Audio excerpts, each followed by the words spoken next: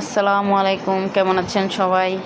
আবারও একটা রান্নার ভিডিও নিয়ে আসলাম। ট্যাংরা মাছ দিয়ে বরবটি। এটার জন্য ভালো করে পেঁয়াজ কেটে নিয়েছি, আদা রসুন জিরা বাটা একসাথে করে মেখে নিয়েছি। তারপর মশলাটা ভালো করে কষে এদিকে ট্যাংরা মাছটাকে ভেজে নিয়েছিলাম।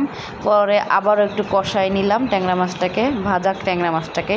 কষানো হয়ে গেলে অন্য একটা পাত্রে উঠায় রাখবো। উঠায় রাখার পরে কেটে রাখা বরবটি আর আলু দিয়ে দিব এটার মধ্যে। দেওয়ার পরে তারপর ভালো করে কষানো হয়ে এই যে উঠায় রাখলাম যে এই সেটা, তার মধ্যে দিয়ে দিলাম বরবটি দিয়ে ভালো করে কষায় টষায় নিয়ে মাছগুলো দিয়ে দিছি, ধনেপাতা দিয়ে নামিয়ে ফেলছি। এবার খাওয়ার পালা। খেয়ে দেখবো কেমন হয়েছে। সেই স্বাদ। কেমন লাগলো কমেন্ট করে জানাবেন। ভালো লাগলে একটা লাইক শেয়ার দিয়ে দিবেন। আর সাথে ছিল ভেন্ডি ভাজির কথা তো ভুলেই গেছি। কেমন লাগলো জানিয়েন। আল্লাহ হাফেজ।